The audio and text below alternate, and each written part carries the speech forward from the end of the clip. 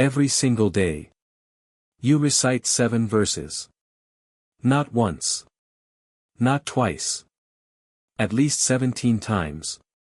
But have you ever stopped to ask, what is really happening when you say them? Because today, you're about to discover something most people never realize. Assalamu alaikum. What if I told you that the most powerful conversation you will ever have in your entire life is not with people, is not with the world, but one you are already having every single day? What if I told you there is one surah in the Qur'an so powerful that the Prophet Muhammad said it is greater in value than the Torah, the Gospel, the Psalms, and the rest of the Qur'an combined? And what if I told you this surah was revealed at a moment when the Prophet was spiritually wounded, when revelation had stopped, when mockery had increased, and hope seemed distant? And then everything changed. Because Surah Al-Fatihah is not just a surah. It is a door opened by Allah Himself between Him and you. To truly understand Surah Al-Fatihah, you must first understand what came before it. The Prophet Muhammad had already received revelation. But then something terrifying happened. Revelation stopped. Days passed. Weeks passed. No Jibreel. No verses. The Quraysh mocked Prophet Muhammad that your Lord has abandoned you. The Prophet felt pain, loneliness, confusion. He knew Allah had chosen him. But why the silence? Then suddenly, revelation returned. But Allah did not send law.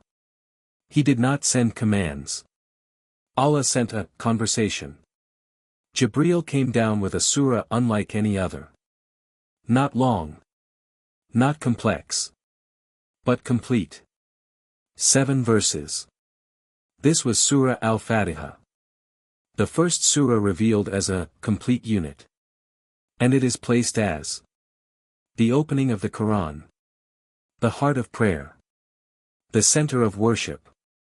Through this surah, Allah sent message that I did not abandon you. I am still with you. And now, I want you to speak to me. At that time, Muslims were weak, persecuted, mocked, tortured. They needed reassurance, direction, a way to speak directly to Allah. So Allah revealed a surah that begins with mercy, not punishment, and ends with guidance, not fear. This surah was revealed to teach believers how to stand before Allah, how to speak to Him, what to ask for above everything else. When the Prophet taught this surah to the companions, everything changed. Prayer was no longer just movement. It became a dialogue, a connection, a moment of closeness. The Sahaba understood. This is not poetry. This is not recitation. This is Allah responding to us. And this is why no prayer is accepted without it. And this was the moment Iblis realized what had happened. Some scholars narrate that when Surah Al-Fatihah was revealed, Iblis cried out so loud that it shook the earth. Why? Because he knew. He knew that this surah would be the key to every believer's connection with Allah. He knew it would be recited billions of times. He knew it contained something so powerful that it would destroy his plans for humanity. He knew that every time a believer says, they are breaking his influence. So he wept. Not from sadness. From defeat. Because Allah had given humanity a weapon that could never be taken away. The Prophet said, Allah declared, I have divided the prayer between myself and my servant. In the name of Allah. the most compassionate, the most merciful. It is divided into two parts. In the first part, Allah introduces Himself to you. All praise is for Allah, Lord of all worlds. The one who created you, sustains you, and controls everything you see, and everything you don't. The most compassionate, the most merciful. Before commands, before judgment, Allah reminds you of His mercy. Master of the Day of Judgment. The day when no power, no wealth, no status will matter, except your relationship with Him. Then, something incredible happens. The conversation changes direction. Now you speak. You alone we worship. And you alone we ask for help.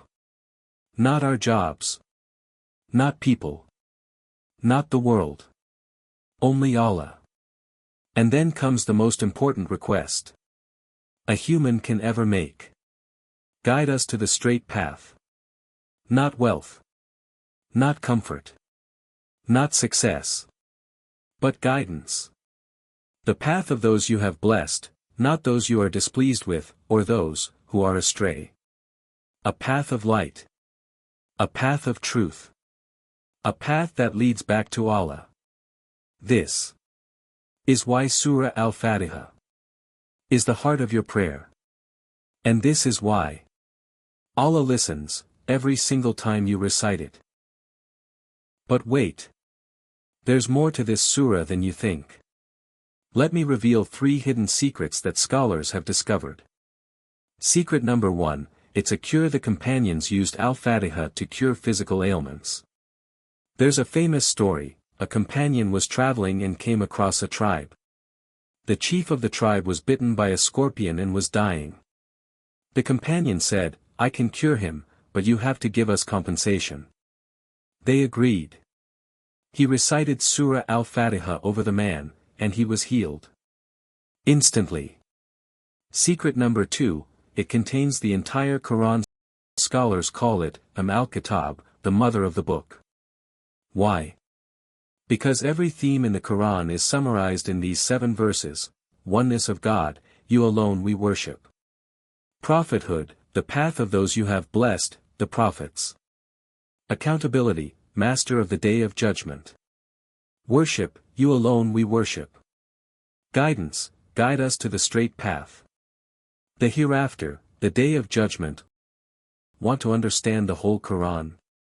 Master Al-Fatihah first. Secret number 3.